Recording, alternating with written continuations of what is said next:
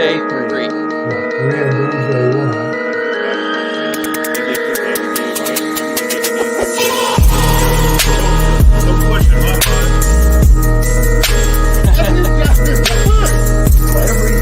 He came from one of the toughest areas of Phoenix. All the dispensary reports and safety you got people on the defense talking about it. You better get your ass the ball. You better get the ball. I just got to say, when it comes to my Dallas Cowboys, well, For sure, they would have thrown it off because This guy gets on you, motherfucker. And then I go to bed every night like, Sneaky G, man, I promise you that. We got a special What is up, Cowboys Nation? It's a special Wednesday. When it's special, that means we got some great guests on the show. So first of all, if you guys are just hopping in, make sure you hit that like, subscribe, share. I always get yelled at by some people. I don't say it enough. But, man, you guys should know by now.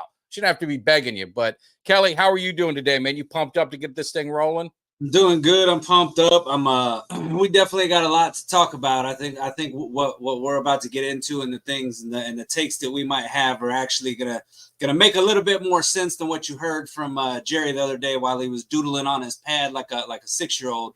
And we got and to come in and bring the hot takes.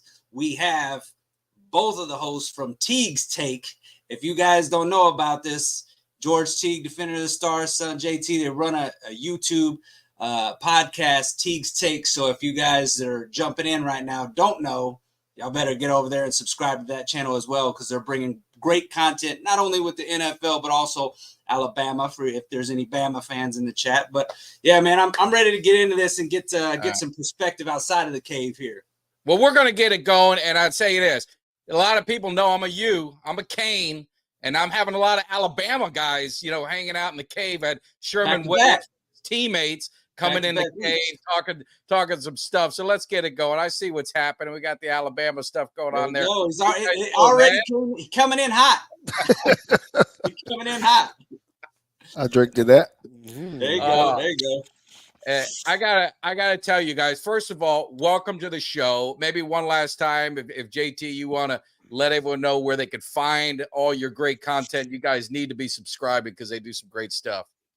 Yeah, the easiest way for us for you to find us is going to live.teagstake.com. That'll drop you right into our YouTube page. And if we're ever live, you'll be dropped right into our live show. So that is the easiest way to find what we're doing. We do a lot of film breakdowns and other things of that nature. So we'd love to have you. I hope if you check us out, hope you guys enjoy it. Cool. Are you able to hear us, JT, now? Is everything good? I can hear you and Kelly. I can't hear my dad, but I can probably fix that with another refresh. Well, yeah, and just since he can't hear me, it's always been that way. Whenever he says kid, for some reason he can't hear me. Anytime I was telling him to clean up his room and the chores, all of a sudden he can't hear me. You know what I mean? It just these doggone kids. I'm getting kids like that age, so I feel you. But JT, if you want to bounce out and bounce in and see if that works, you could do that, and we'll get you right back in. But so George, just while we're getting going, man, and we're gonna get heavy in Cowboys, but I got, when I got George Teague, I got to always talk Miami just a little bit because it breaks my heart. Always bringing up the past with Miami, and especially that game, but had Sherman Williams on, and what a great interview. I enjoyed it. We've texted each other back and forth. I mean, his story is pretty amazing with his books and stuff like that. And I just wanted to ask you, he's pretty candid with everything that he's been through. Did you have any knowledge of how deep he was in college? Like, did you know that lifestyle he had outside of football? No, I can't. I didn't. I want to say that I'm glad that he's able to openly talk about the struggles that he had and his upbringing and all the things that he had. And, I'm not going to lie, we had some knuckleheads on our teams. There were some guys who were just kind of out there and doing things that, just like, all right, whatever. He's winning football games. and stuff of that nature. But I didn't really see Shake 20 that way. He was always fun and playing cards. He talked more noise than everybody else. He was just like we were, but I never looked at him in the sense like he was involved in things that were illegal or something like that. I didn't have a clue. And when I heard about it, what was going on with him here in Dallas, it just kind of caught me by surprise. If you had said the name of some other guys on my team, then yeah, I would have been like, yeah, I know what that dude is up to, but not Shake 20. Yeah, and it was, the interesting thing he talked about. I just, I just found that story. What he's doing now, the charity, with his other teammate, right, Palmer Williams Foundation. They're just doing great things with the kids and giving them kind of life lessons and leading them to the path and kind of helping them in athletics and sports and stuff. It was so good. But he had talked about the impact that Gene Stallings, had on him, and he asked him to write his forward, and he wrote him a letter. He said he wrote him a letter and kind of opened up to some of the things, and Gene Stallings didn't even know anything about it. And how great a coach was Gene Stallings. I mean, he was just one of those, old school coaches. I remember him. He was a coach with the Cowboys on the staff and stuff, and just seemed like just a great coach. Yeah, he was very good for me, I would say, because I came in under Bill Curry, who was very old school, militant, no hold barred. You couldn't get in trouble, or you're going to 5 a.m. dawn patrol is what we had there. And Bill Curry came in, and he was same way, still had the military background and all that kind of stuff, but he allowed us to be men, if I can say that. He loosened the reins a little bit. I don't know if that was good or bad, but instead of being in the bed at 10 o'clock, lights out, that kind of thing, like we were, he would at least say, hey, you got to be in the dorm by 10 p.m. You don't have to go to bed or to your own room. You guys got to hold each other accountable. They make sure everybody gets here, and we'll have lights out at noon. That's one small piece to it, but then he brought in other things. Let's break bread together. We got to eat together as a team. You guys have got to become a unit, a family. So we did so much together, not just on the field, or off the field. And I think that helped us for sure, get to the point where we could win a national championship. Yeah. No, it's cool.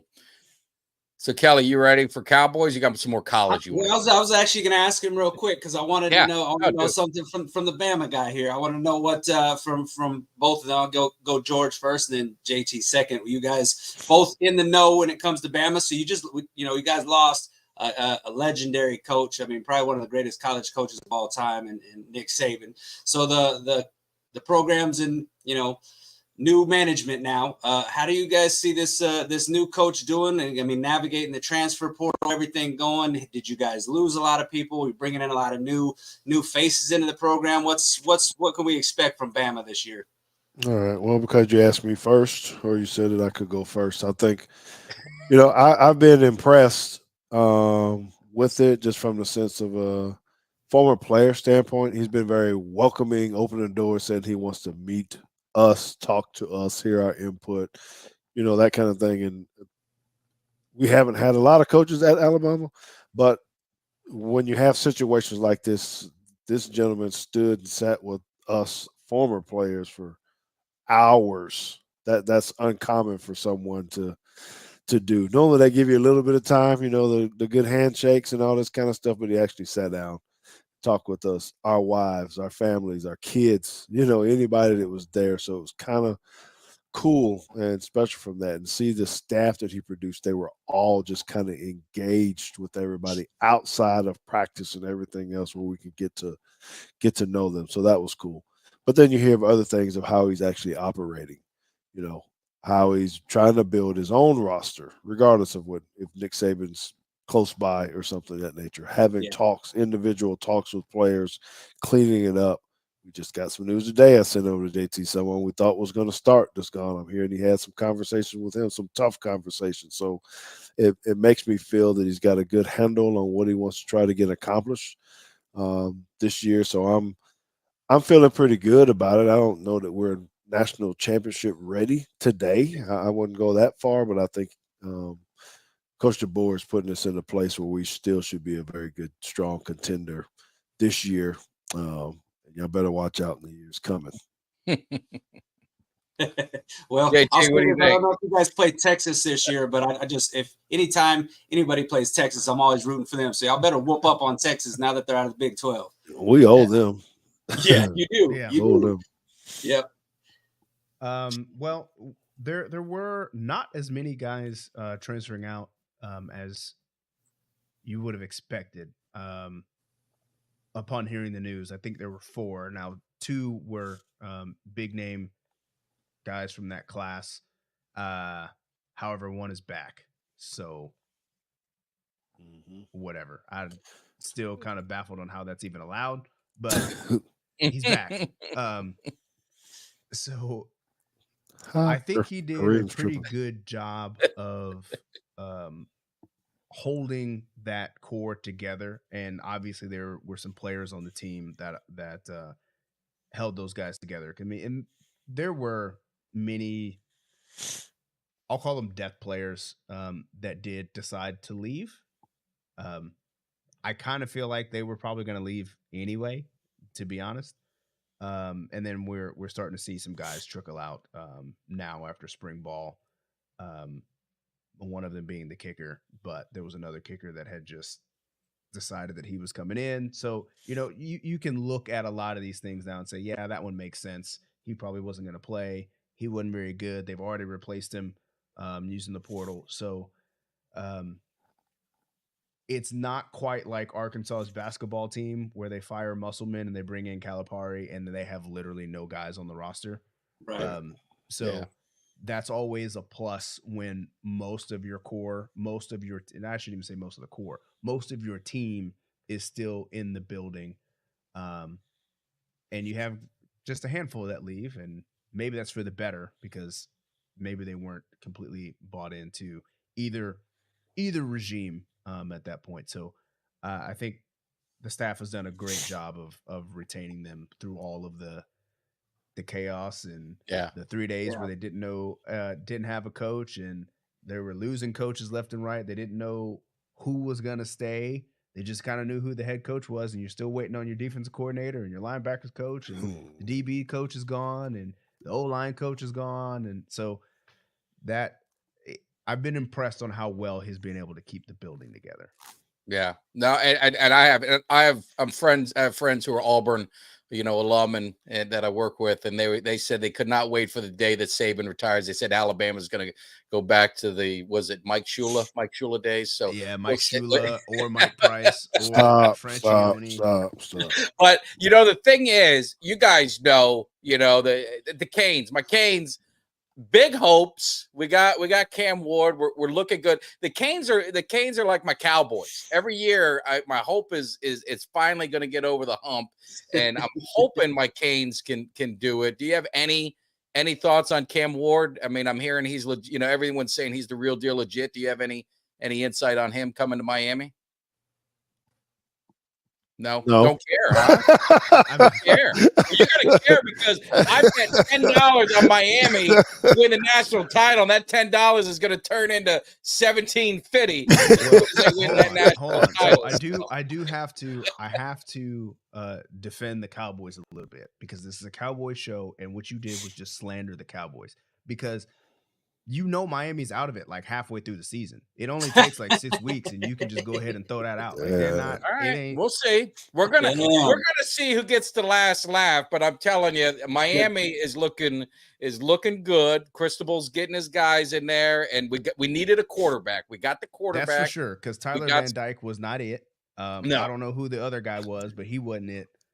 Cam Ward should be better. However, I need my pen. I need that pen because I need the pen. I need to mark the time of this segment. It was 13:50, about 14:30, where he says he's going to win some money on these. I'm going to win. I got $100 on the Cowboys to win the Super Bowl. That turns into $16.50. So a little bit more money to get the return on investment, but it's good. you got a better chance with that $100. That's for All sure. right, so we're gonna see what happens. But really, talking about the Cowboys, we were talking a little bit. JT, you and I were talking before George got in, and I want to ask you both this, and the Cowboys this offseason, right? You heard the all in, you heard all this stuff. This is where you said you were a 7 or 8 fan. I'm like a 10 fan, so this is maybe where I'm going to be guilty. They can't be this naive. They can't be this blind.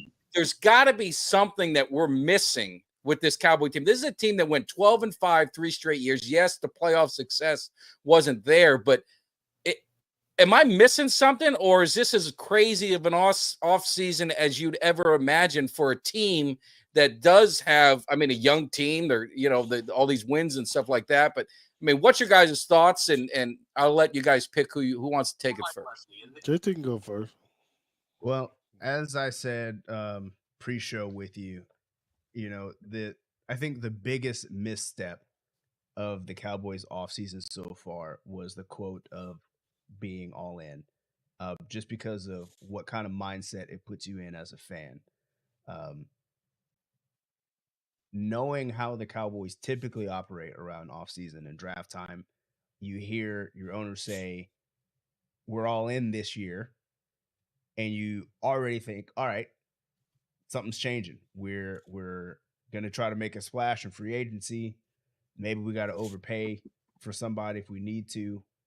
We're going to go get a star at any kind of position. Who knows what it would have been. And then you kind of just wait. And you see nothing's going on. Yeah, you see Diggs is Stephon Diggs is going to the Texans, and Justin Fields is being traded. Like, all these teams are making these kind of moves, and you're just kind of waiting for the Cowboys to do something flashy, I'll say. And then you realize, then he kind of clarifies his state. Well, Steven, I think, clarified his statement and says, we're always all in. We're always trying to win the Super Bowl. And you're like, why do we even have this comment? Like, why even say it if you're just still going, business as usual? At least give us the Saban and Sixers line of just saying trust the process and shut up and just you do it. Yeah. So I'm not really sure. I think that line alone is already going to taint the thought process of what's going on, especially when you start your entire defensive front plays for a division rival now. You lost the linebacker who ends up retiring. You bring in a linebacker who's my age. I think he's older than me, which is not great. That's fine. He's on a 1-year deal. Safeties are gone. You have no backs left. Your center's gone. Like, they've got a lot of. We got Royce Freeman. What are you talking about, man? A lot of those guys, right, Kelly? Did you miss those guys that left? Or they weren't. Not a lot of them, but it's more concerning with the guys that we haven't brought in, though. It's more concerning at the spots where we've just neglected to bring anybody in my opinion, right now. Y'all, let me say this. Yeah, this because this is, y'all know I've done a couple of shorts on this or little things on X at Teague Football and on Instagram, same place, right? The first time Jerry Jones said about the all-in, JT was right, and I still think people took that out of he misled people because people weren't really listening to what he was saying, and I'm not trying to defend him at all. Okay, I'm not trying to say that, but he's so slick. So even you, Mike, you just posted this thing a couple of days ago with the new press conference he just had where he said all in.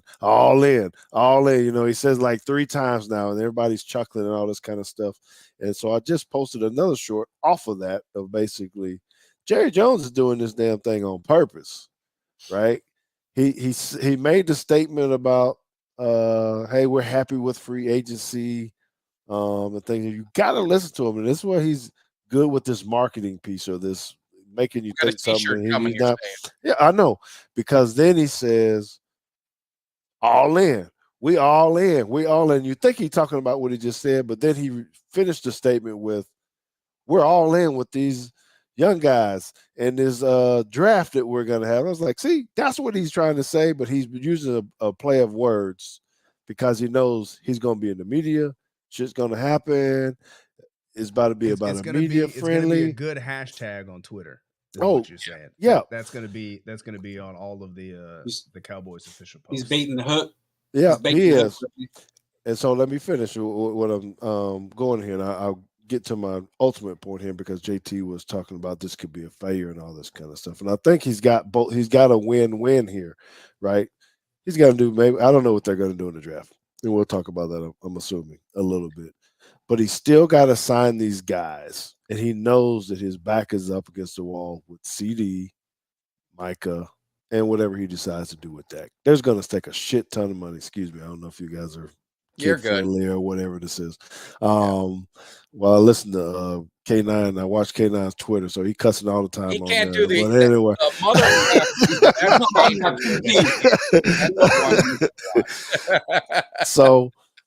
So he's setting it up to where he has to try to do something with these guys, and it's going to take a lot of money. So I do have knowledge that they're waiting. And so when you go back and listen to that one that you posted, Mike, he was talking about having to sign these guys. Oh, wait, no, it was a new one today that I saw, and he was talking about him being an option quarterback. Did you see? Did you hear that? Make a whole lot of right. I know exactly what he was talking. And basically, he's saying he doesn't want to be the one to make this decision. Like he said, he could run out of bounds because he doesn't want to set the market for these guys. I'm telling you this because I do have a little bit of knowledge about this. Breaking this out on Cowboys Cave, right? There you go. That they're already anticipating how much money they're going to have to pay CD because they want to get it done. They don't want to do it now. Everybody wants to do it now, but they already got their benchmark. They don't want to be first. Basically, they're trying to make him the highest paid wide receiver. Same thing with Micah. They're waiting for somebody else to set some market so they can come in and be all in. Okay.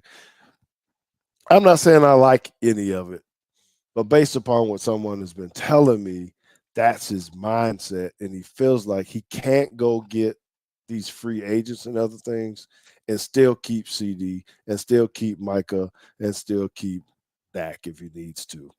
So I don't know. I don't like it. My judgment is going to be based upon how I personally feel. If he does not sign these dudes to these mega deals, then I got a problem. I got an issue, right? Because I feel like at that point, he's like, you ain't been all in on nothing.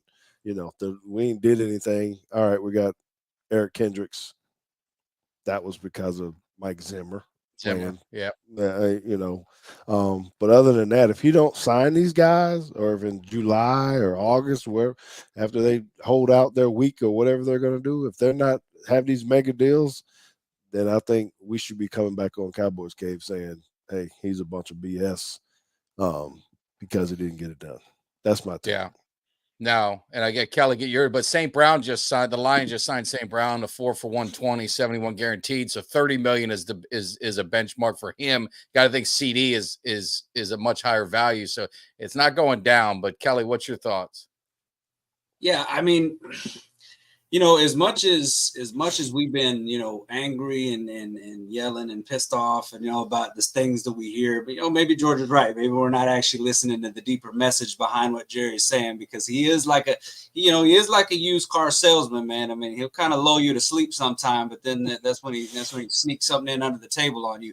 So, but I keep looking at things, and I don't pay a lot of attention to power rankings and preseason power. But I mean, Mike, you posted that PFF power ranking. They had the Cowboys fourth. It was the Chiefs, Niners, Ravens, and then the Cowboys. And I'm thinking, like, what are they seeing that? What are they seeing that I'm not seeing? And then you see Vegas has got the Cowboys right now with they're right neck and neck right there. I think they're tied. I think they got the same odds in Vegas right now to win the NFC East or win the Super Bowl too, for that matter.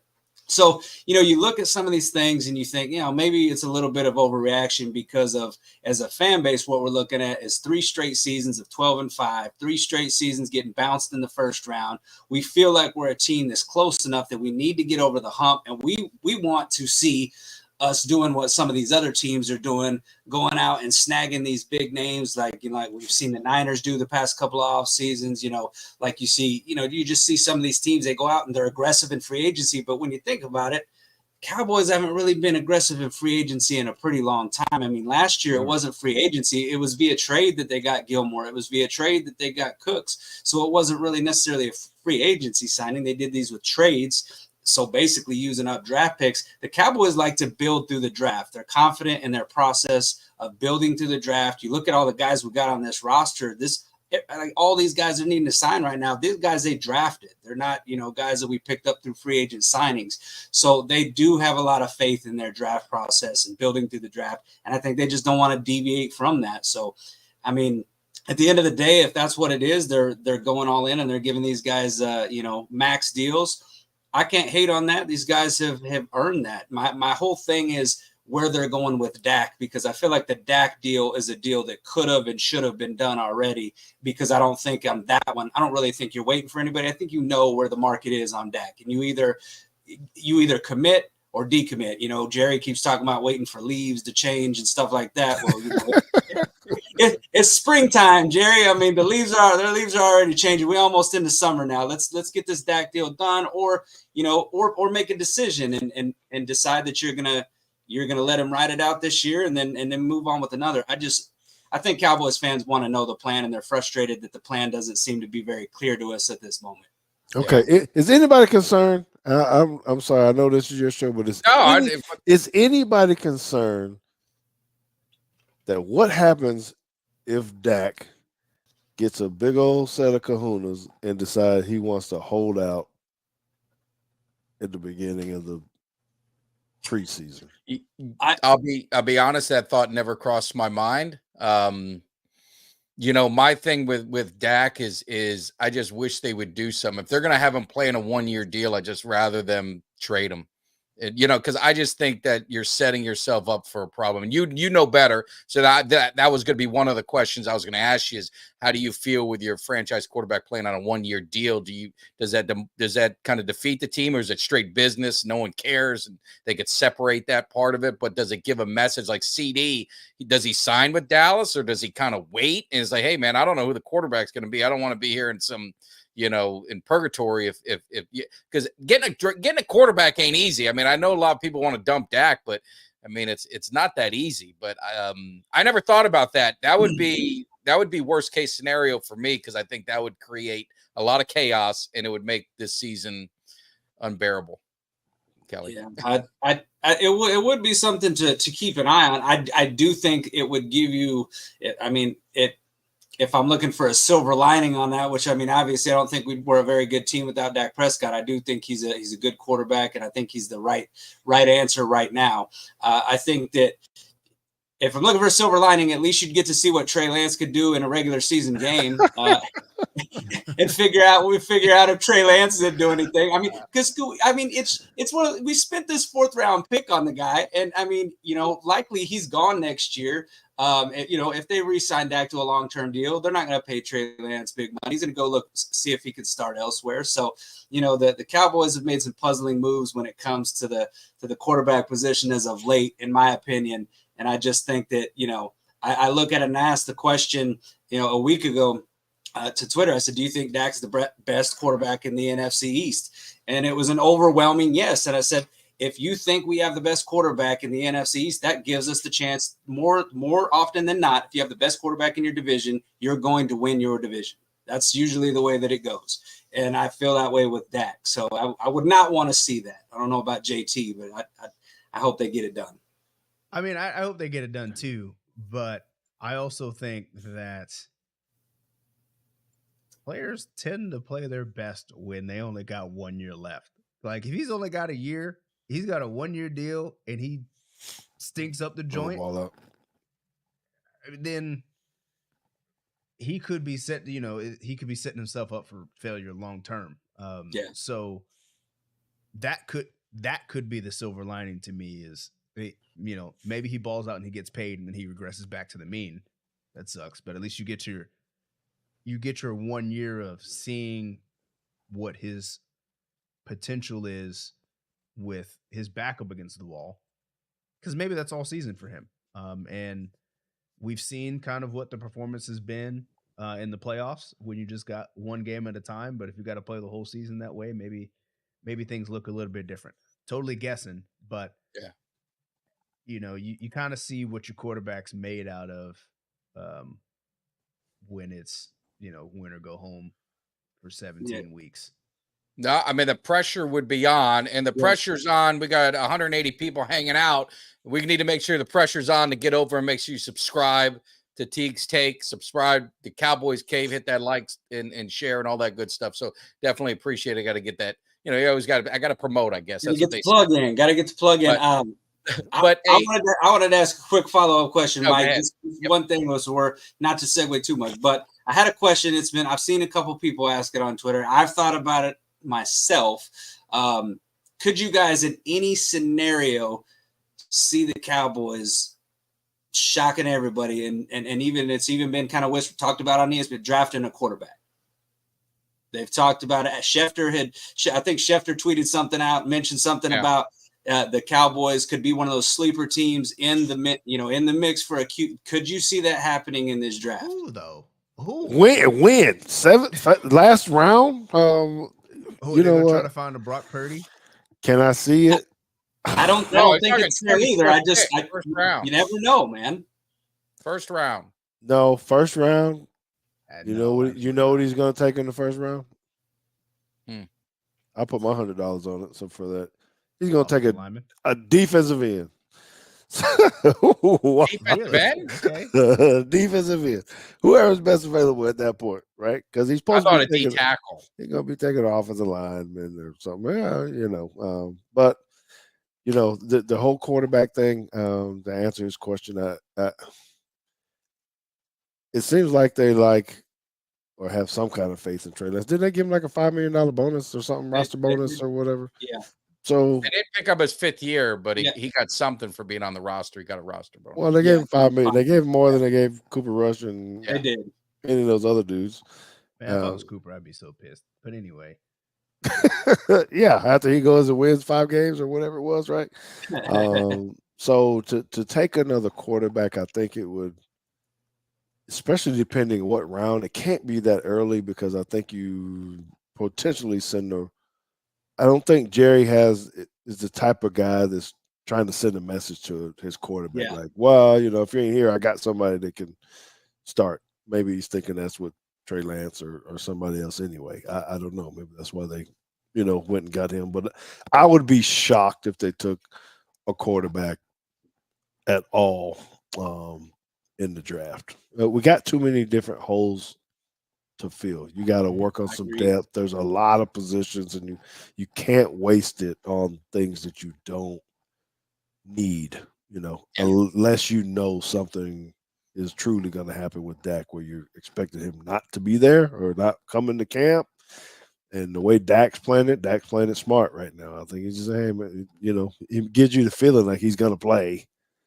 But still, come July 26th, or have they posted what day camp is going to be? Whatever that last week of July is, if he decides, oh, psych.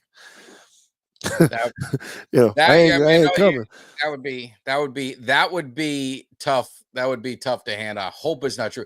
Just a couple questions in the chat pertaining to Dak, and it revolved around, maybe we'll get to it in the draft too, is, I mean, how important is a running back for this offense? Because I think that was the Achilles heel, me personally, was the Achilles heel of the team last season.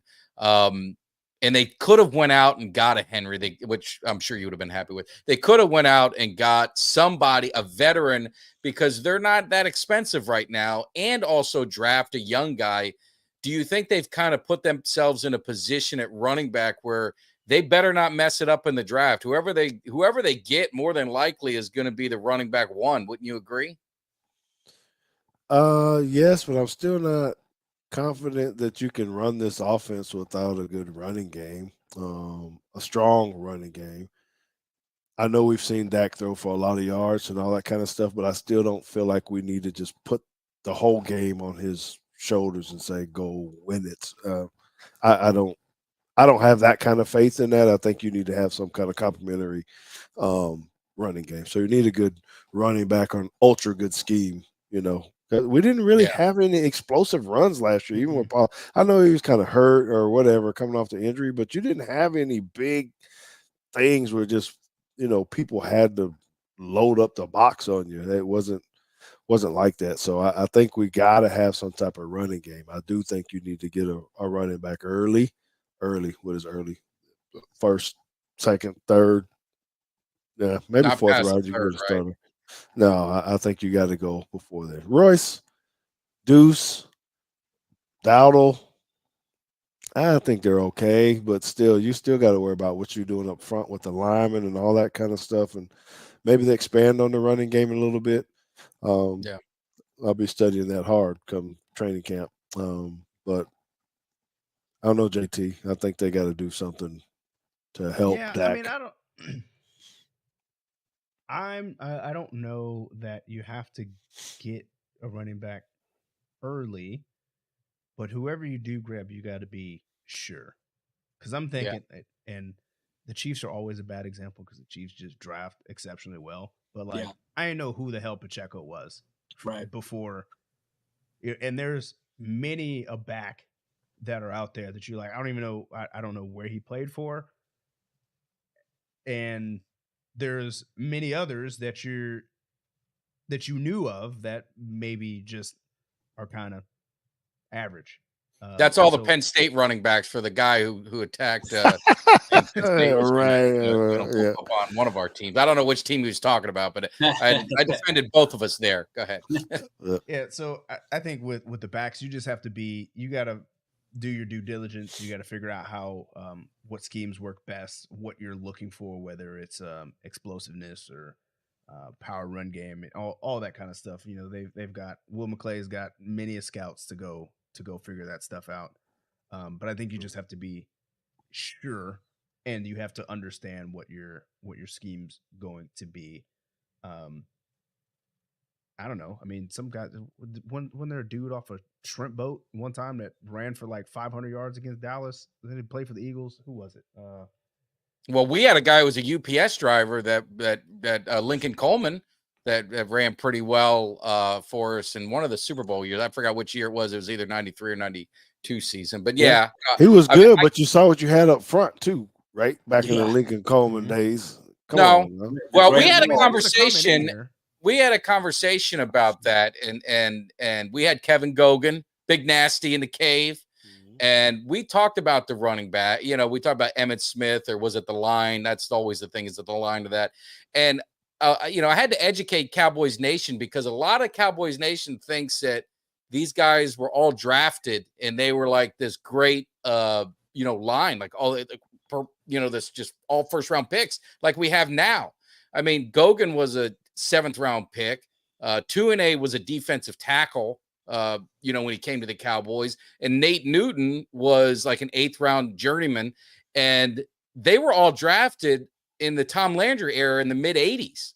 But what did they have though? But what did they have though, Mike? What did he said? Good coaching. That's what he said. And some dog, some nasty. Oh no, they had some nasty dog. They did front, right?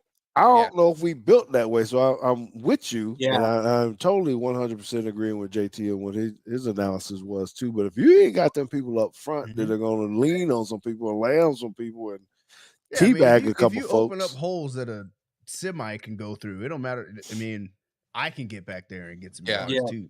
But Gogan said that, you know, look at the games Emmitt Smith didn't play. We lost him, and we did. So he was saying it was more Emmitt Smith. But I'll tell you, Kelly can confirm he is nasty, because we got a confirmation of the story where he was getting beat up by Charles Mann a little bit and got some holding penalties, and he was pissed off at the ref, and he said the next play in the huddle, he told his team he's going to lay out the ref, and he did. They ran a sweep and he bulldozed the ref. The ref got up all pissed off, and he called into the show to confirm that story was 100% true. He did.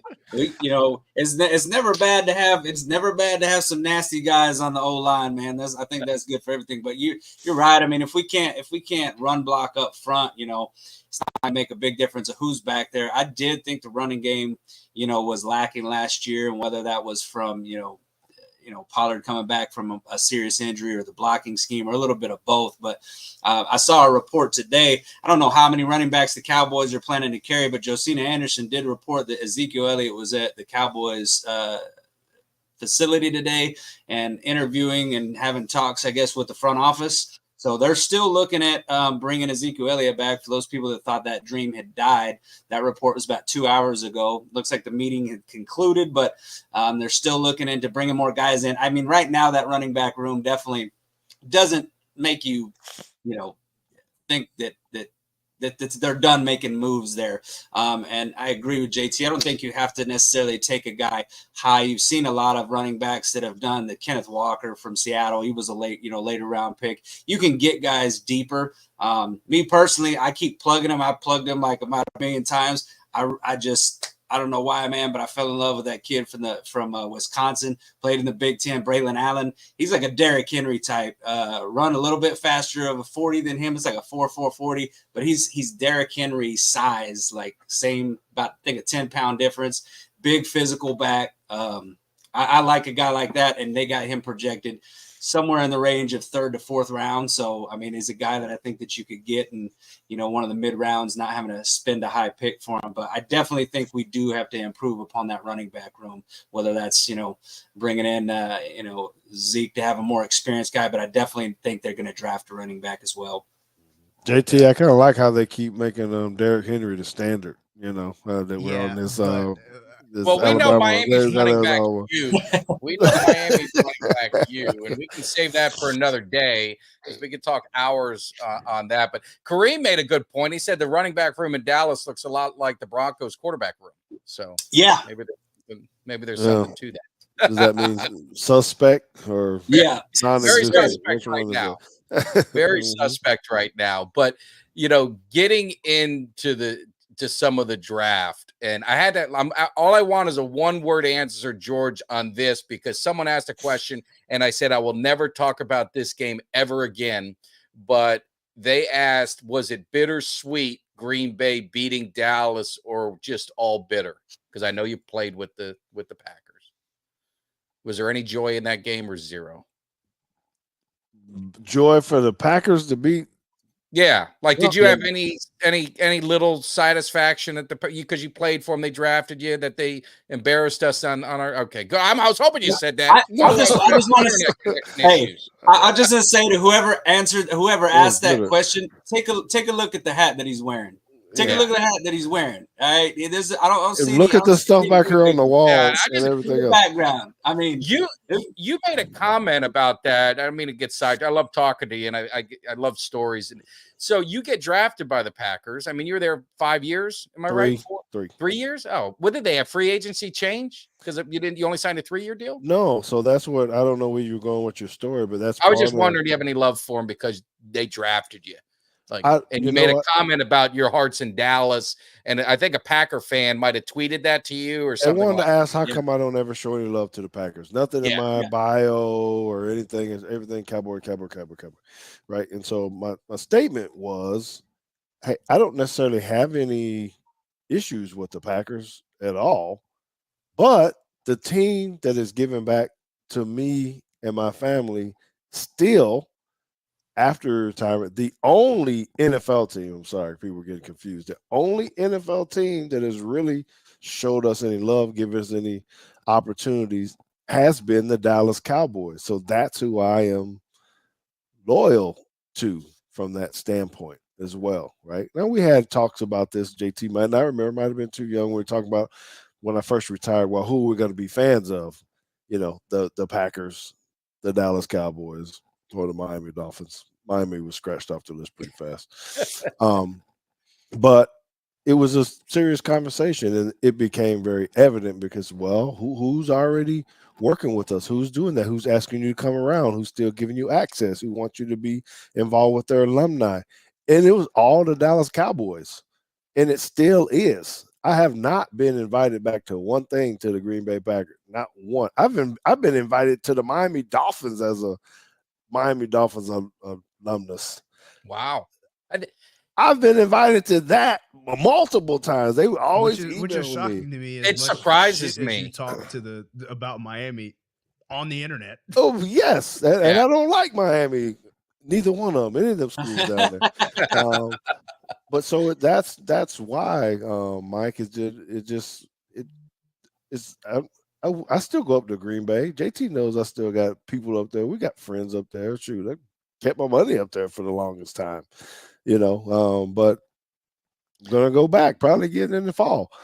Let me ask you this, because obviously you're an athlete, you get into memorabilia, you get into signing stuff. What percentage of the stuff you sign is Dallas to Green Bay? Is it? I'm just curious if the Green Bay fans have a love for you. What is it? Yeah, 90% I Cowboys. couldn't tell you the last time I've seen him sign anything Packers related. The thing that I signed Packers related is only because that's really what they make are the playing cards, because I don't have very many Dallas Cowboy. I think I only got 1 or 2 Dallas Cowboy playing cards. All my cards are which you can find Packer signed on millions.co under George Teague's profile. If you ooh, look at Say JT! Look that again, I get people all the time asking whenever I have a guest, they want to, hey, how can I get an auto? What do I need to do or something like that? So you're partnered with a company, because I've seen that, and I gotta go buy something. I don't even have you in the cave. You believe that? How embarrassing! I don't have you. This is my little shrine of people. I thought I sent you a thing. I'm gonna put this. Nothing. I got nothing, but I'll buy mine. Where, if I want to buy it, where do I buy it, JT? Let everyone know. I just put the address down underneath my name, millions.co. Okay. Millions.co / George-Teague. There's a shop there. He's got all kinds of cards. He's got jerseys. If you added more things, I don't know if you got helmets and footballs anymore. Not yet. Well, there you go. Well, but you can get cards. You can get the pictures. You can get me hitting Terrell Owens. You can get me taking the ball from your guy at the. Well, hey, can I tell you? I don't want to get sidetracked. His right shoulder. Yes, you can get either one of these pictures right here off the website. You can grab a George Teague jersey, white or blue. The Cowboys, you can grab the Alabama jerseys. I think I got red and white both on there. I have not expanded into and cards, playing cards. Mostly Green Bay cards and Alabama cards. But I'm going to expand into helmets and footballs here soon. But you can get it there, man. Go check us out. No, that's awesome. And I got one question or story. It's not even a question. I want to share a story. And then Kelly, please shut me up and start talking draft, because I don't know how much time these guys got. But so I told you I had a Lamar Thomas story, and he was here. And so I'm like, I've never met him. I've never met Lamar Thomas. So Lamar Thomas was there in Horace Copeland. So I'm like, dude, I'm going to go down and see him. They were doing like a little show in Clearwater. So my brother, he got pictures of the strip. But what he did was he kind of put it to where you were maybe 5 yards back. So it really wasn't the strip, but it's definitely the picture. And I'm still amazed how the hell you caught him being that far back. But, you've told the story. We don't need to tell it again. But so he had him there, and I'm saying, dude, I don't know if he's going to be wanting to sign that. I mean, I that's probably not a good idea. So he gave it to his girlfriend, his daughter's boyfriend, and said, hey, man, do me a favor and just, can you hand these to Lamar and just have him sign them when you go up? And I got my Miami stuff signed, and I got a Miami helmet with him in Copeland. And he handed him that picture, and I just stood to the side like, I don't know who this dude is, so don't get me involved. And his face, and he just stopped, and he looked at it, and he just looked up at him, and the kid didn't know anything. He doesn't know the story. So the kid's just like kind of standing there, and he goes, now, I don't sign this stuff, man. I ain't signing this picture. But he ended up signing it. He didn't sign it very polite and very nice and neat, but I was like, man, I was thinking of you. I said, man, I need to get a hold of George Teague and tell him that one. But yeah, I think it might have ruined his day. It's amazing that he's still, but that hurts him. I mean, as much as he didn't want to say and he kind of threw it off, I think that play sticks with him or am I wrong? He's using my nickname. He sticks with them. You know, my nickname was Mr. Glue, right? So yeah, it does stick with them. I can't imagine. I don't know if JT's ever been on the other end of something bad, in a game, or if any of you have, but I haven't necessarily been the something on someone's poster or picture, but I know it. I still have memories of me getting beat.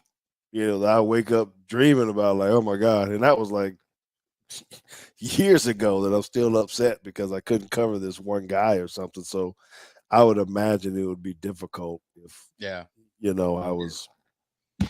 And then you got idiots like him bringing pictures up, reminding him of it. You know what I mean? That's the part. These fans, these idiot fans just can't just let it go. Like he even said, he goes, man, you got to because I joked with him because I was going to break the ice because I was like, man, I'm going to get him on the show. Let's talk some Canes, have a good time. So he was just sitting there by himself. And I went up to him and I said, hey, man, what's up? He goes, hey, man, I've had George Teague on my show, man. Great guy. And da-da-da.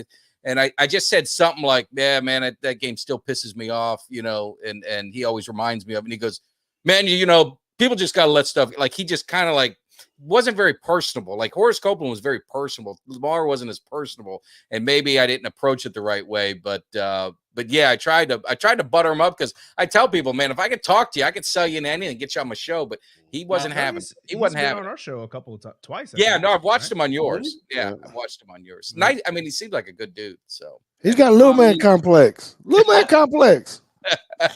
I tried to tell Mike, I said, that'd have been like trying to get Sean Bradley to sign a poster right before he was about to get dunked on. I said, yeah. I said, come on, man, you can't do that to the guy. I think he's gonna be happy about it, man. Yeah. But hey, we're gonna get into draft. Kelly, you take over some of this draft talk. I've been babbling too long, but hey, 242 of you guys better again get over there, get the Teague's Take, hit that subscribe. Yeah, make sure you subscribe to us too, and make sure you hit that like, and make sure you all do all that good stuff. So we appreciate all you guys hanging with us. But go ahead, Kelly, do some drafts. Yeah, absolutely, man. Well, I just wanted to ask. So, I mean, there's been, obviously we got several areas that I would consider areas of weaknesses. Some of them, a little bit more, I think, need to be addressed with some more urgency. So my question is, because since we're lacking a few picks this year, there's been a lot of talk about trading back and trying to pick up some extra picks. Is there any position that you guys see is a must target in the first round, or are you just kind of best player available and just kind of work your draft board? Oh gosh, look at you trying to hit hard, right? Or team trade back. No, you can't trade back. I mean, I don't know, my toss up, and maybe you guys convince me one way or another, because I don't know if we need a linebacker. I don't think we can go with this linebacker crew. Just watch it, and I've watched a heck of a lot of film. Nothing against Damone Clark and Marquise Bell and all that, but they're not what we need, I think, to be able to really be the run stoppers that we need to be able to have in the NFC or anywhere. I was just glad to see he's taking 33 off his back. Shouldn't have worn that anyway. Yeah, so that is important to me, but I'm also torn. I keep always going back to the offensive line. That I feel like if we don't do something up there, that's where all your money is anyway, and you're going to try to protect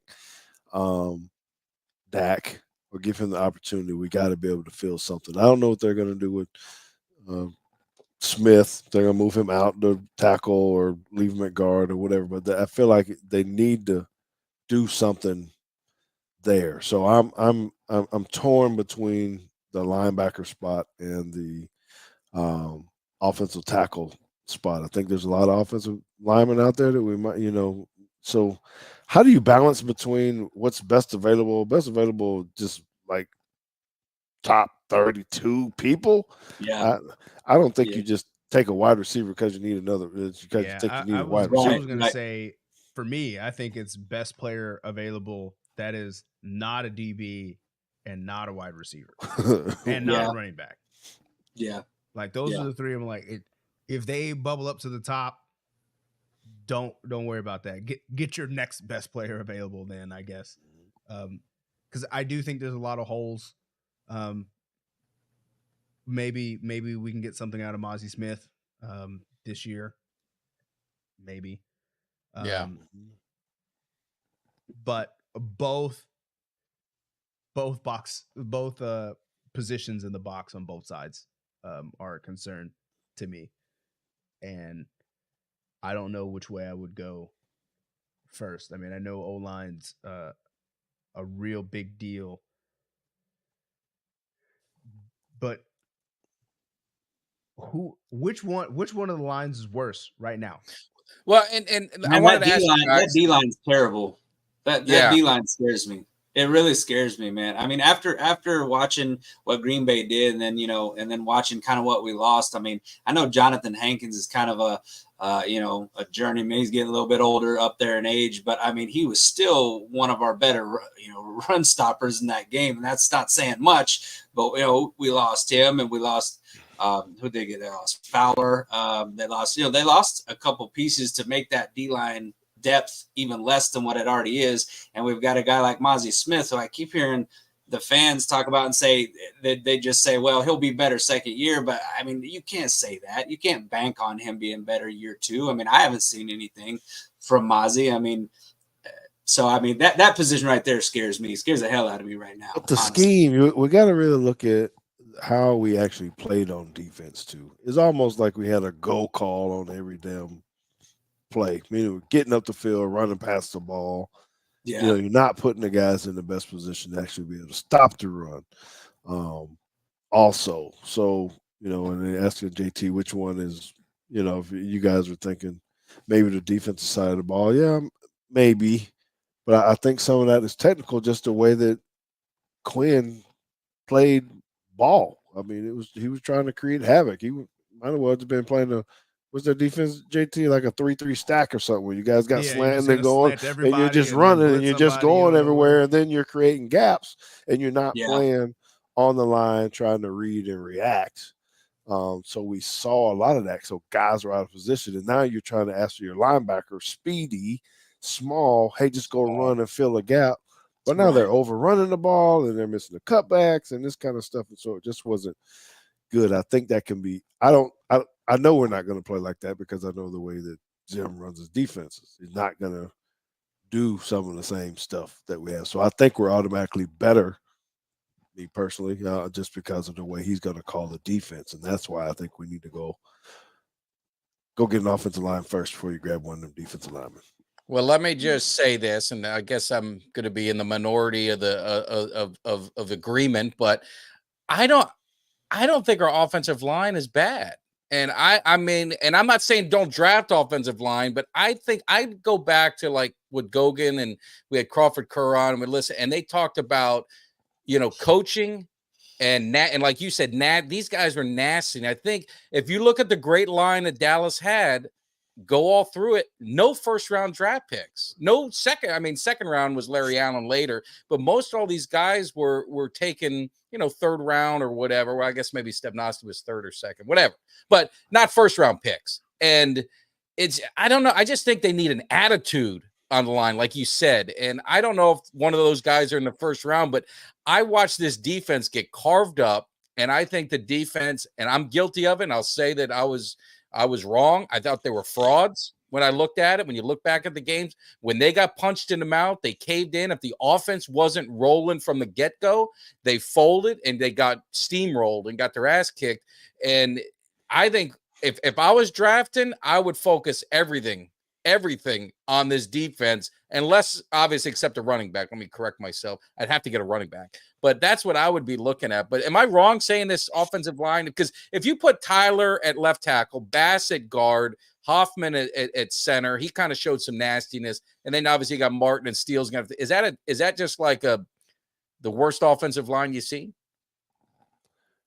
What is your depth? What does your depth look like? The depth's going to be a problem, but that's going to be a problem everywhere. But I think you get your depth later. Like that. But you're one injury away Asim You're that Richards. anyway. I like him. I don't know how he's going to look, but I know they like him. They say he's got, from what I've heard, that Asim Richards, and I know they say he's got versatility at the tackle and the guard position. So I mean, as far as the depth piece, I do know they kind of like him. I don't really know how they feel about that. Well, let's go. He didn't really get on the field much last year, and I kind of thought maybe he was a guy that was going to be a depth piece, but he didn't look like he couldn't really get on the field. So I don't know that he's necessarily a piece. But you're right.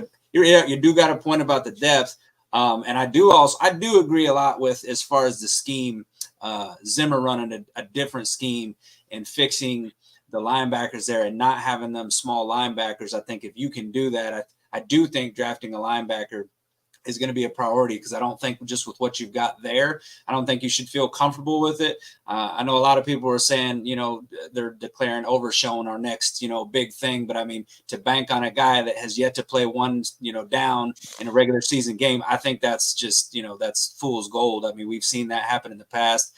I think it happened with the last linebacker was Jabril Cox. He was the next guy that was going to be the big thing, and that didn't pan out. So I do think the Cowboys definitely need to look at that linebacker position, because Kendricks, while I think he was a good addition, JT mentioned it, he's getting up there in age too. I think he's 33 years old.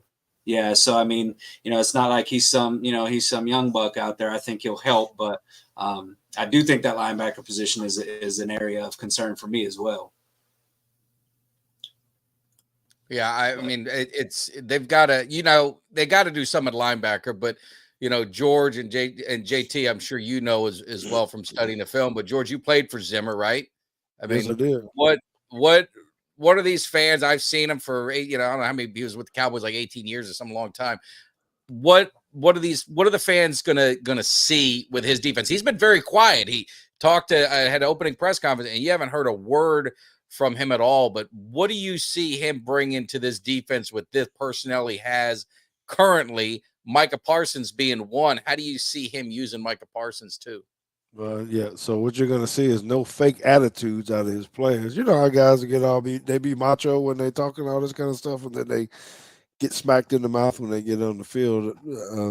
Zim's not going to tolerate that. He has a lot of stuff in his neck that he has to release, and he'll take that out on kids or athletes who are not performing the way he demands. Everybody running to the football, being fast, and arriving with a really nasty attitude. He wants size. He wants big guys that are fast, that can play.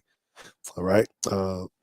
And so full disclosure, when was it, JT? I was up there. I was with the Vikings a couple years ago.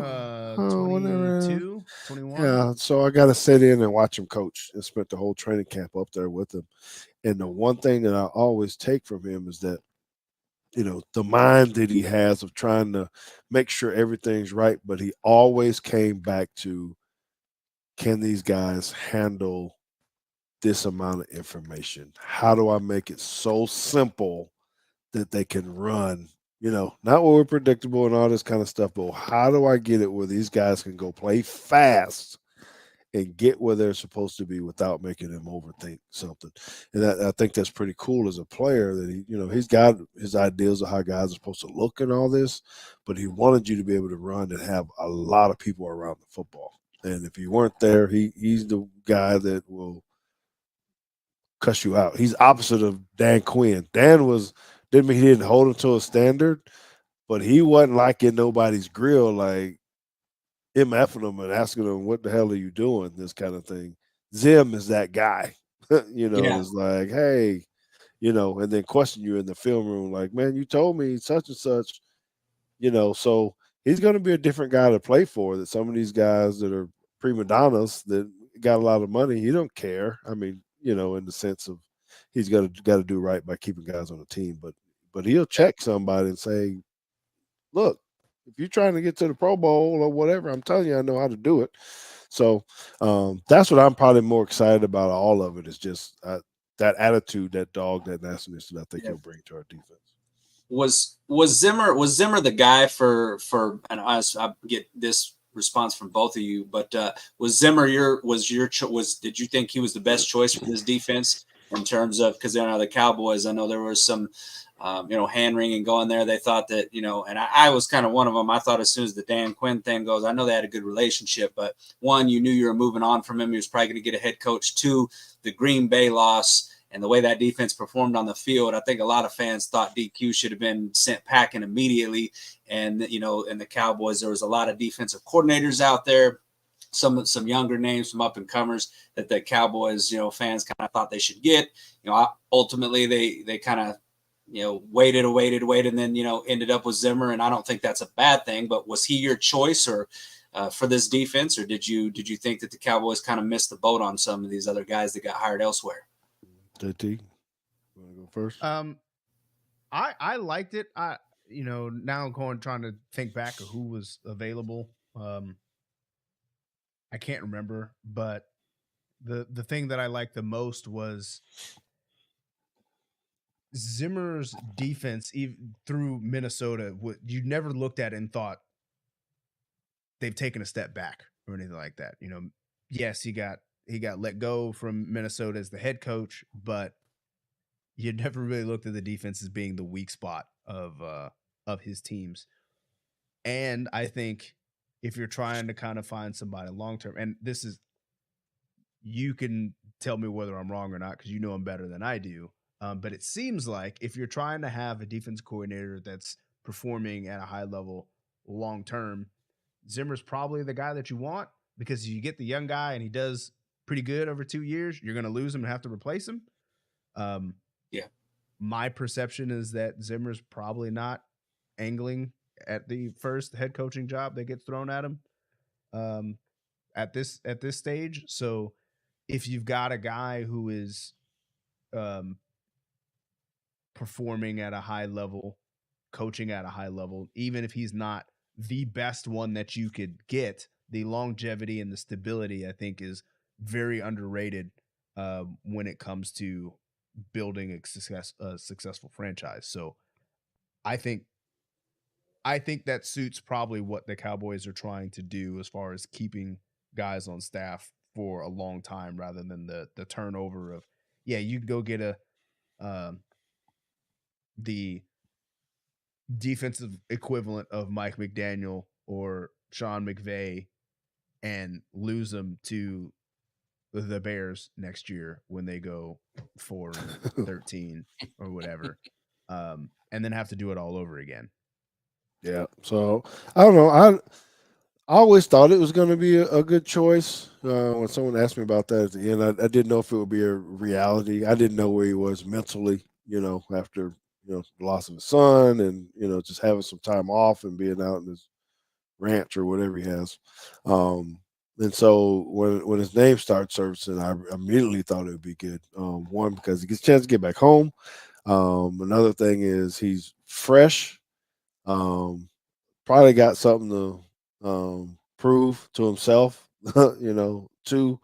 But I feel like they're going to give him an opportunity to coach and do what he wants and do how he needs to do it. Jerry and McCarthy, hey, you handle this. Go do what you got to do. And I think that's so good and so positive just to wait. So I think it's the right move.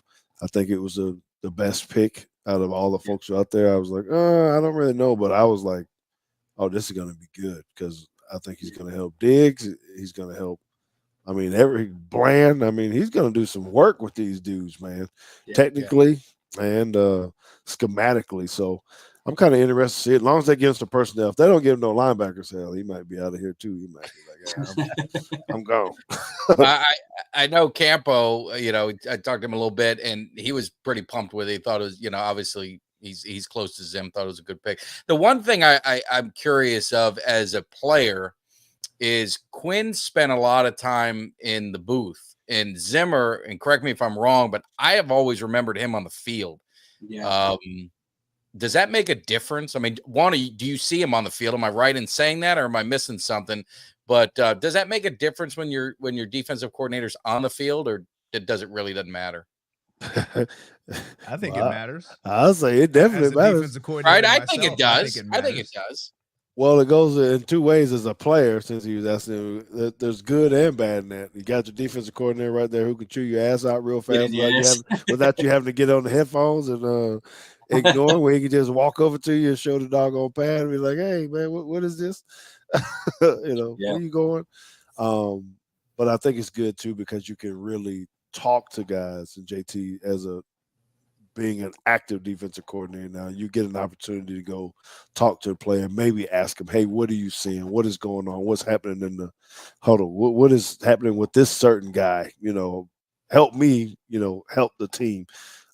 Those are easier to do on the sideline than they are, Yeah. a mile in the sky, I think. So I think it's good as a player. I like Zim being on the sideline. Yeah, you Has didn't he always always. been on the sideline? Am I right in saying that? I just don't remember him in a booth. I think he's always been on the sideline, Yeah. even as a coordinator, Yeah. and as a defensive back coach. But again, he wanted to feel the flow of the game. He wanted to be full of emotion. He was jumping around and cheering and screaming, and all that kind of stuff. And I thinks that that's who he is. That he needs to see and feel the flow of the game and all that kind of stuff. So Yeah. it's good that he'll be down. JT, how old are you? I'm sorry. 30. Okay, so you're younger generation, and I'm older. So the reason I ask you is there's a perception that he's too old, he can't relate with that. That was the one thing that some people say. Well, his style doesn't relate to the players or the kids of today or the players coming in of today. I point to the Kansas City defensive coordinators older than him, and they seem to win a couple Super Bowls, and their defense is pretty good. But is there any validity to when you hear that comment, like he's too tough and that he's not going to be able to relate to the players of today, and they're not going to buy into that stuff? I think it kind of depends on what you want the personality of your defense. Because I'm at a high school, right? So I am probably closer to the kids' age than I would like. Mhm. But the relationship, not schematically, is very different from when you're younger versus when you're older. But I feel like at this level, I don't know that it should matter all that much, because at the end of the day, players will start to learn that it's a business, and this relationship can be more, but at the end of the day, it's transactional. If you're not performing, you won't be playing here, and both of you have a job to keep.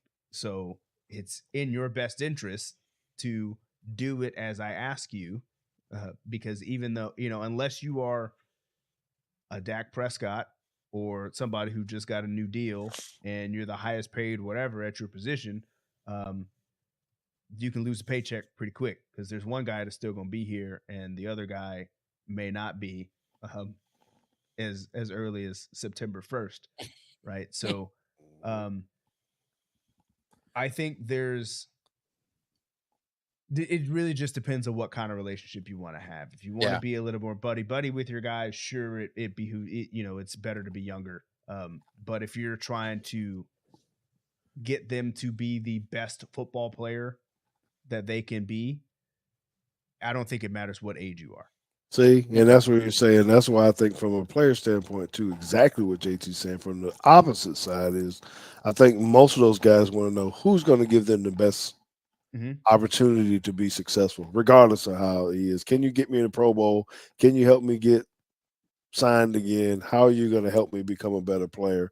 Right. And so I'll give you just one quick story, Mike, since you said you like it, but it's around Zim and how he really helped me. When I really learned about his style outside of him just yelling or wanting to cuss somebody out or whatever, I knew he had a genuine interest in it, because he actually pulled me aside a couple times around the deal, and he would kind of quiz me on making calls, right, being the safety or whatever. And when I couldn't get it right, or if he saw that it was too hard for me, he didn't go in there like, "You dumb SOB" or something. He said to me and to the coaches, "We need to throw that out." he can't figure it out. Mm-hmm. You know, and that told me something there that was like, okay, he's not trying to judge necessarily. Now he might want me to do this. He's like, if he can't figure that out, does not try to force our team to do this because he's not going to be able to get people lined up.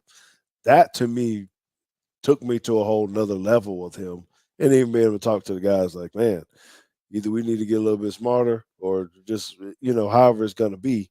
It was pretty try to meet him in the middle. Yeah, it was pretty cool for him just to say, man, just scrap it. This is probably the best thing to stop what we're trying to stop, but you know, why force it if we're just going to make errors? Well, and the quote that I've always liked is average players want to be left alone, good players want to be coached, and great players want to be told the truth. So if that had nothing to do with age, right? So if you're a great player and you want to be told whether you're good enough, not good enough, you need to do more, you need to do less, it doesn't matter. You just got to have a good coach and a good teacher. Yeah, that's right. That's right.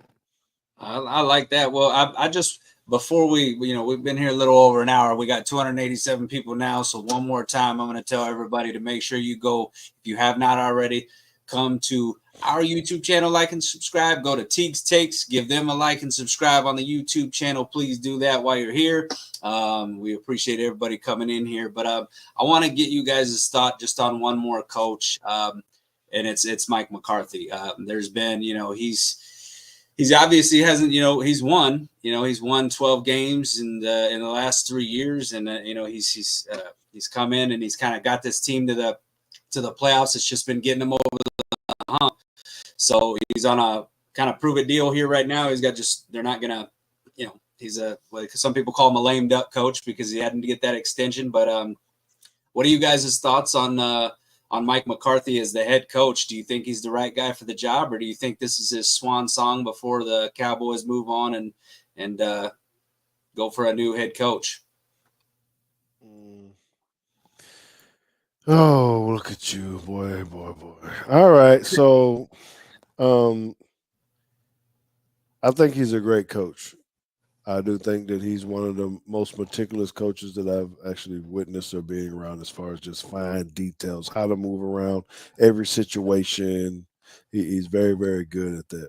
But it still goes back into it. It's like you can't bring every coach to University of Miami. There's a certain type of attitude you got to have be able to coach down there in Miami, right? Same coaches at wherever. Toledo can't come to, without a certain kind of attitude about it. Yeah. Cowboys, we're built that kind of way. You got to have some kind of stuff with you.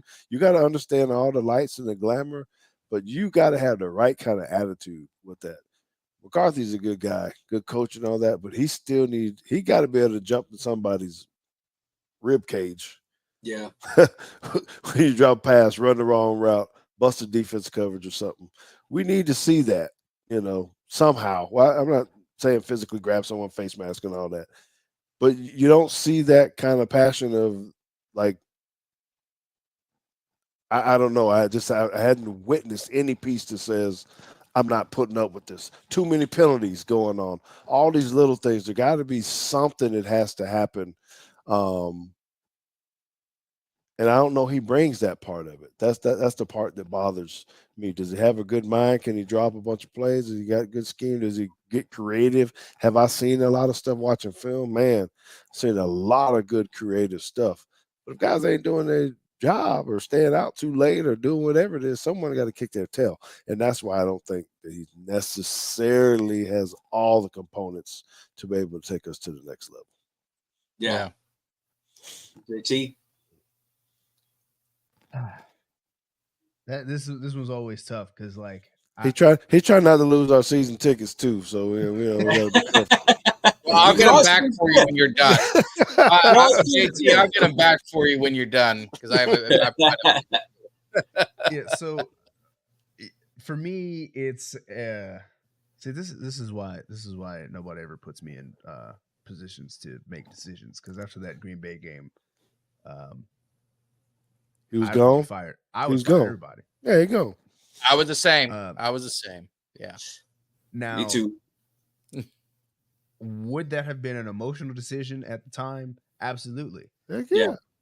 Do I feel different today? I don't know. I really don't know. Because the thing that I think about is like, yeah, we 3 straight 12-win seasons. That's great. However, 12 wins in a season doesn't win you a Super Bowl or a playoff game. Right. I think the Giants did it twice at 9-7. So winning games when it matters. Yeah. And they had a great win at Tampa. That Lions game they should have lost. There's a lot of games that I watched. I don't agree with you. Well, we can argue that another show. I was there. Go ahead. Yeah, we can, but fact of the matter is they still gave up two 2-point conversions. Yeah. As far as I'm concerned, they lost. And that is kind of the things that I think about of like, is the team prepared? Because I did not feel like they were prepared against Green Bay. And I want to make it very clear that there's a difference between losing a game and being beat. I'm okay with a better team just beating you. Yep. And that's kind of how I felt with San Francisco. Like, I don't like the way the game ended, but like San Francisco is just the better team. Green Bay, they weren't the better was team. not. That game Right. should not have been as ugly as it was. It did not look like it was a competitive football game. And when all the chips are on the table, oh, you going all in there? He going all in too. all in. But all year, I think there were just issues with issues offensively. I mean,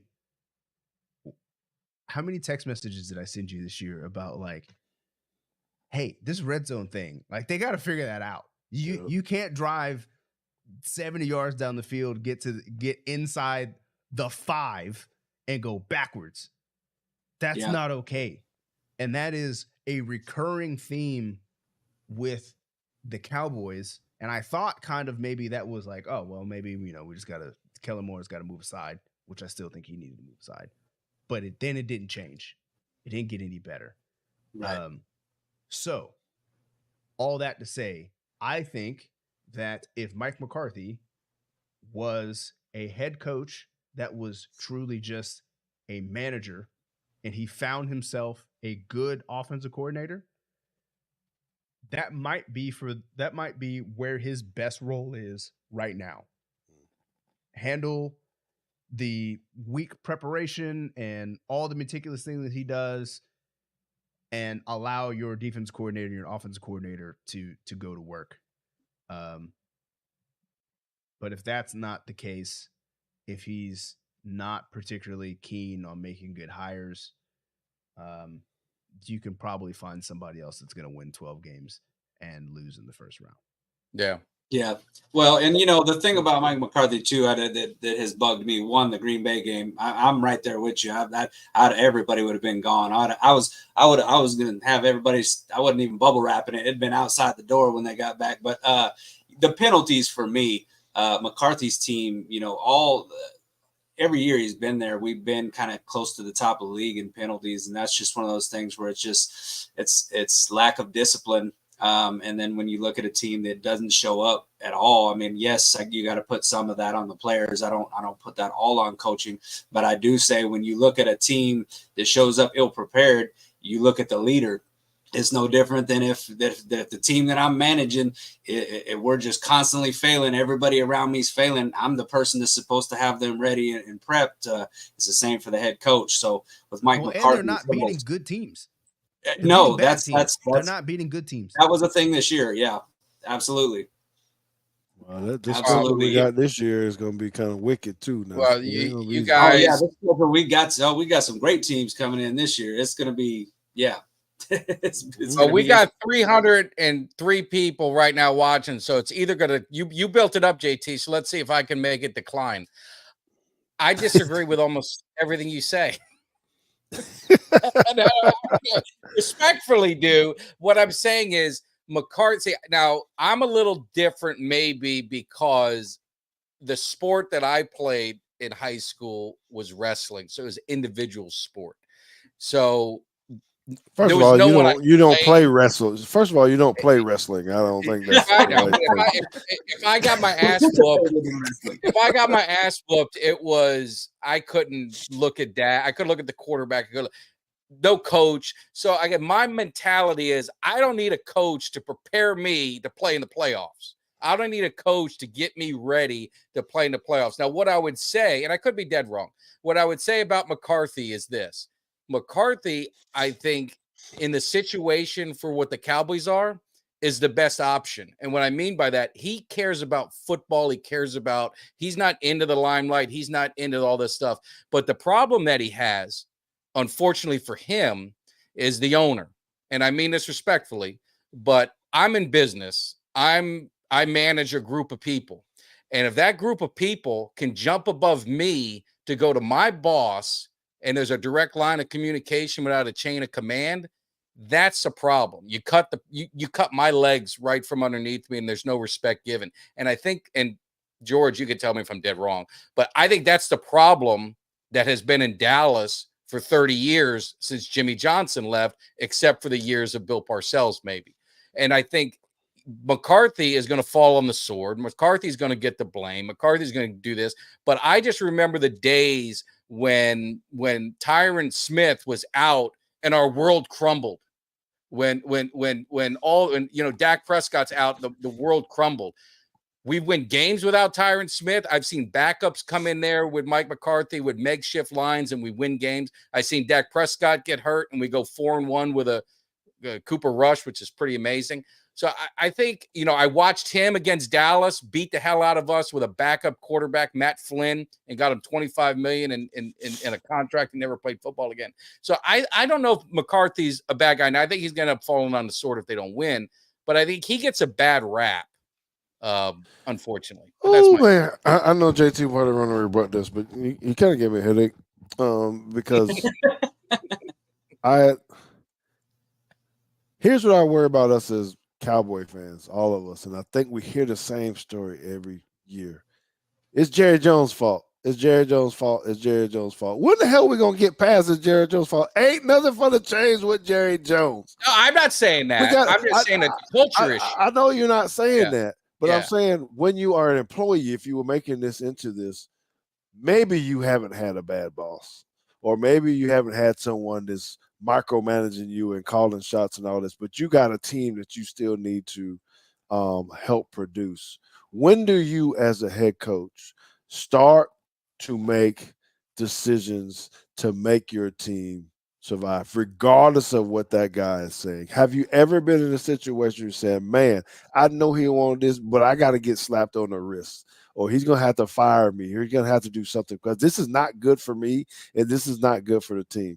Now, and I'm talking about play calling at this point, or whatever you want to be. You got to do is, but maybe you can't go get the guy. You can't tell the scouting department to draft you this or whatever. There's certain things that you can't control. But to me, when you're in leadership positions like that, everybody, he knew what Jerry Jones was before he took this job and the person before, and you should already have a plan. I'm sitting in the middle of something where I'm going, man, how do I help my coaches still be the most successful, even though I got someone over me that probably not in tune with me? Because those guys are looking at me, and ladies are looking at me, not the person over me. They're saying, man, you got to help us. What do you got to do? And so I got to make some tough decisions. So when I was going into that about McCarthy, he's got to make some tough decisions. But can he make those decisions? Is he allowed to make those decisions? He's got to make those decisions. Yeah, he's saying if he is not, even if he's not willing to make those decisions, it means he ain't the right dude. He needs to remove himself and they need to go But find. they won't ever somebody get who's anyone. They won't get anyone like that. I mean, that's just the Jerry Jones. I mean, that's where I always say he's the best market, but you gotta win in spite of him. And in the penalties, you know, the interesting thing, the Dallas Cowboys have been one of the most penalized teams year in and year out. You know, when McCarthy was with the Packers, you know what they were in penalties? One of the least penalized teams. There's something with the culture. Why is the coaches changed, but the results have stayed the same? Why is the quarterback changed? The results have stayed the same.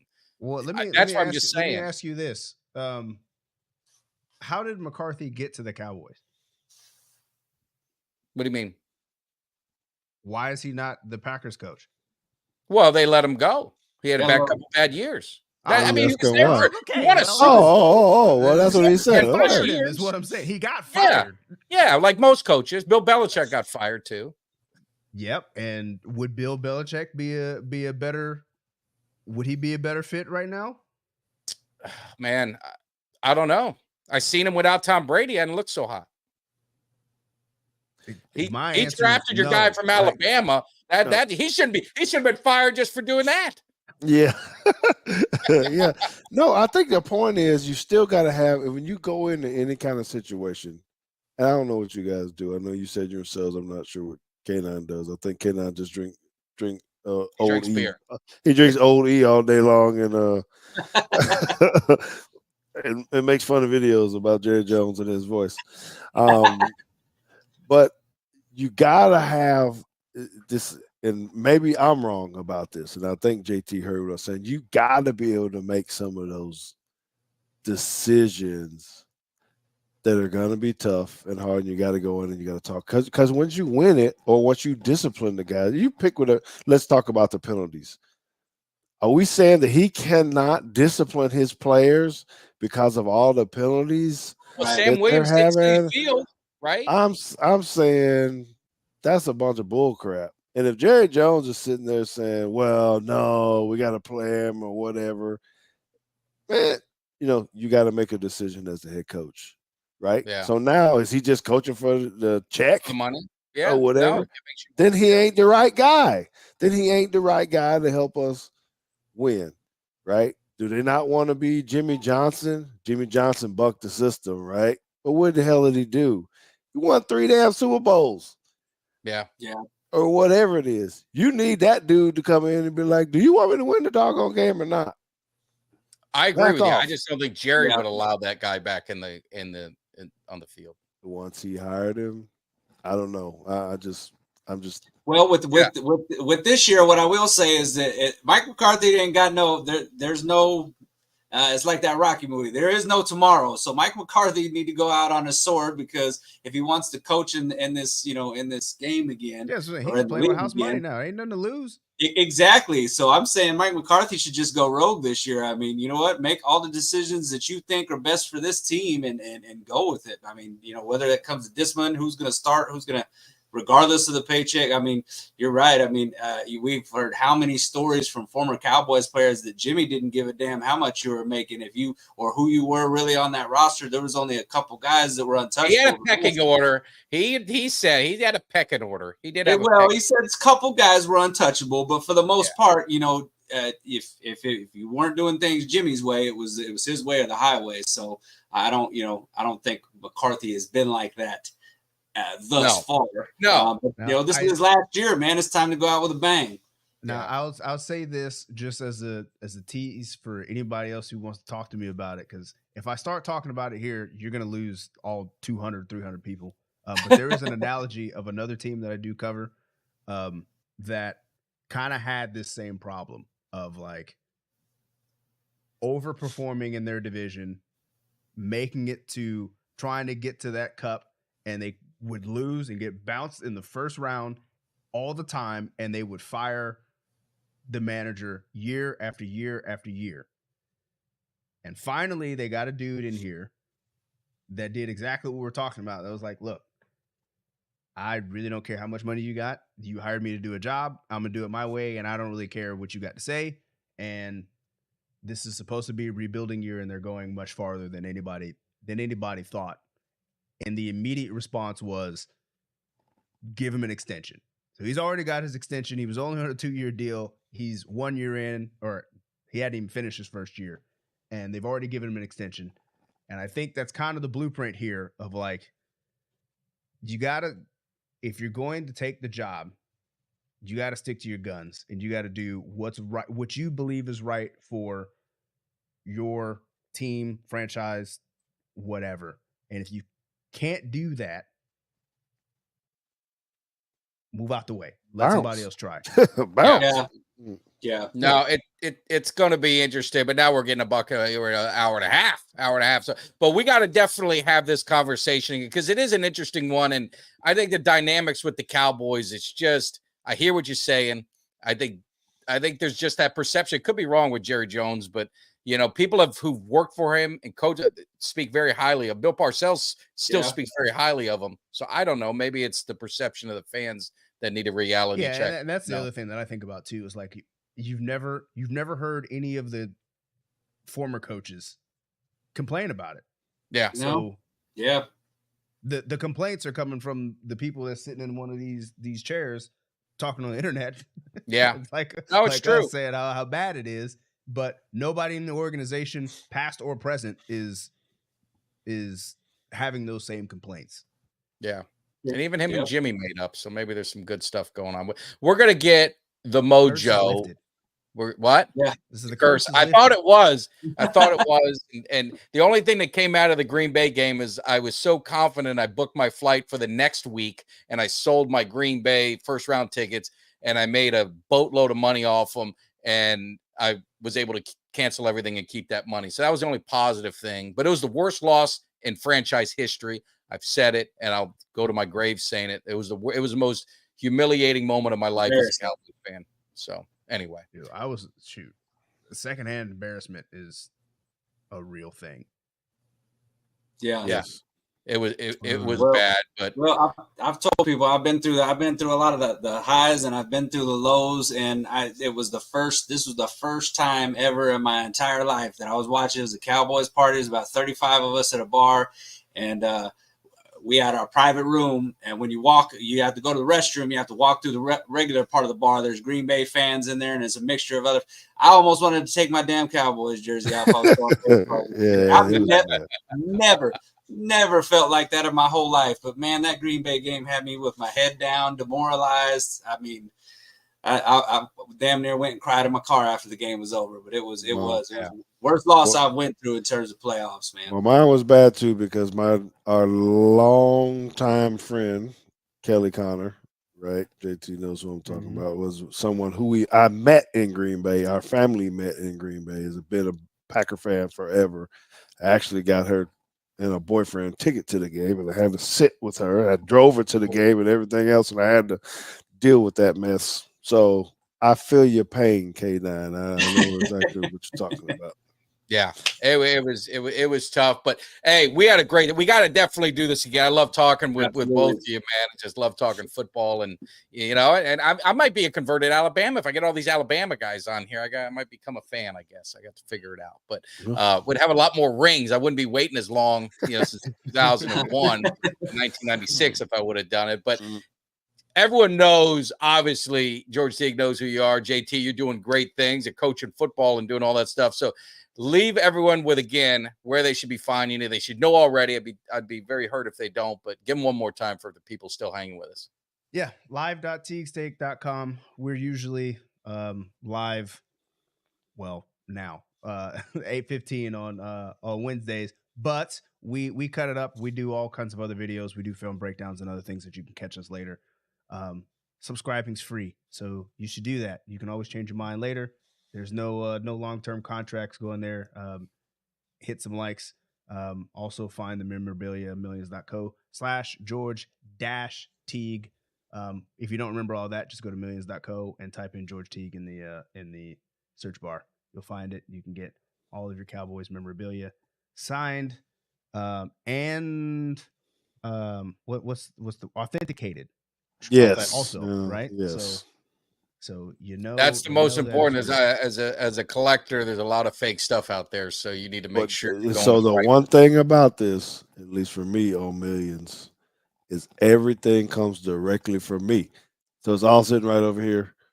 or up there or whatever. I gotta put it in the damn box. I gotta take it down to UPS, and you get it. So if you're worried about it, you don't have to ask if it's real or fake. And most of the time, I'm sending some type of video saying, "Hey, thank you, Mike, for purchasing this jersey. Here you go, bam, bam, bam." So, yep. Hey, man, we do appreciate it. We love the Cowboys Cave. We love everything that you guys do. JT's already said it. We'd love to have some of y'all come over, subscribe to Teague's Take. We're talking a lot of college ball, but I'm working on this Cowboy part to it too. But if you just like film breakdown, you want to come in because it doesn't matter what if you want to know what a defense looks like or what a position is supposed to do. We have a lot of guests that come on and talk about how to actually run a power or something else, or what that's actually supposed to look like. So it could be college film, but most people learn a lot when they actually get to see diagrams. JT has sold himself short with that. He is the co-host, but he's got this little mastermind. He knows how to draw on the screen and make things move around and all this kind of stuff. So we have diagrams. And he puts playbooks up. We put a lot of work in to get the production up so that we can get our points across. Maybe sometimes even use this whiteboard over here next to me. Yeah. Yes. No, you guys do great. I watch a lot of your film breakdown. I watched your, the defensive back. I think you had one. And then you had George, Cowboy Hageman. George Hageman. Hageman. He was in a fun episode with the O-line. Oh man, yep. I had a blast. No, so it's definitely educational. But the thing is, you guys make it fun, you make it entertaining as well, and you're learning something. And again, I always the first to admit, man, I didn't play high school football. I lived in Broward County. A kid weighing about $105. We had running backs that were 220. This kid's not going to be a tackling dummy for nobody. So that's why I changed my ideas and went in the wrestling room instead. I'm never going to forget that you played wrestling. That's it. Now you played wrestling. I didn't play football. Maybe I said it wrong. Maybe forget it. We'll get you on the mat. I did that one time. I ended up fighting one of my nephew's kids. Said he qualified for states, and we went to wrestle. I said, well, I was all drunk at a party. I said, well, we'll wrestle. So we started. And it was supposed to be Greco, no legs. And the little bastard went after my legs in the concrete, took me down. And then we started, then it was on from there. There was no more. It was a fight. Y'all wasn't wrestling no more. It was MMA. But I learned quickly at this age. I only got about, I got a penny in less than, like a minute. Otherwise, I'm going to be puking. So I learned that the stamina doesn't work no more like it does when you're younger in the wrestling room. So anyway, we appreciate it. We're going to be live. The Cowboys Cave's going to be live tomorrow doing the whole draft. And all you guys are welcome. We're going to be open up the live stream. You guys can pop in, pop out. We're going to have some special guests. Might have some old timers coming in that you haven't seen in a while, make a surprise appearance. So it's going to be a good time. So make sure again, everyone. I'll jump in. Yeah, no, I'll send you guys a link, man. Love you to pop in, man. Be a lot of fun. It's just we'll be cracking some beer. I'm going to go in the OG Cowboys Cave. Kelly's going to be mixing it up, and we're going to have a good time. So if you guys are around, pop in for a few. But it's going to be a lot of fun. And make sure you guys subscribe. Obviously, the Cowboys Cave goes without saying, but Teague's Take, make sure you guys get that going on YouTube, doing great stuff. So we will see you guys. Appreciate it. Hit the outro. Kelly, got any final words? I'm sorry. I'm just going to say for the people in the chat, tune in tomorrow and join us, man. Pop in for, you could pop in on the video for 5 minutes, a couple minutes, just rant. I get people on Twitter all the time saying, when are you going to have it? When can you have me on the show? I'm just a fan. Tomorrow is your chance. It's going to be we're going to have 3.5 some hours to fill this in. Yeah. So if you got something to say, come on. There is no right or wrong opinion one way or another. Get it off your chest. This is an open forum tomorrow. So we're welcoming anybody that's a Cowboys fan and even maybe some non-Cowboys fans. If you want to come in and try to take us to task, we'll welcome that for a couple of minutes, but we'll also shut that down real quick too if you get a little out of line. But thank you both, JT and George, for coming on, man. Great show. You guys brought some great insight and doing some great things on you guys' podcast as well. So we appreciate y'all coming into the cave, and Cowboys Nation, looking forward to adding some new blood tomorrow night. Yes, take care, guys. And for the guy on Instagram that wants to debate me, have the balls to come on Thursday. I told you to do it. We'll see if you're there. I'll see you guys. Take care. Give me somebody that's hungry. Give me somebody that's hungry. I need somebody.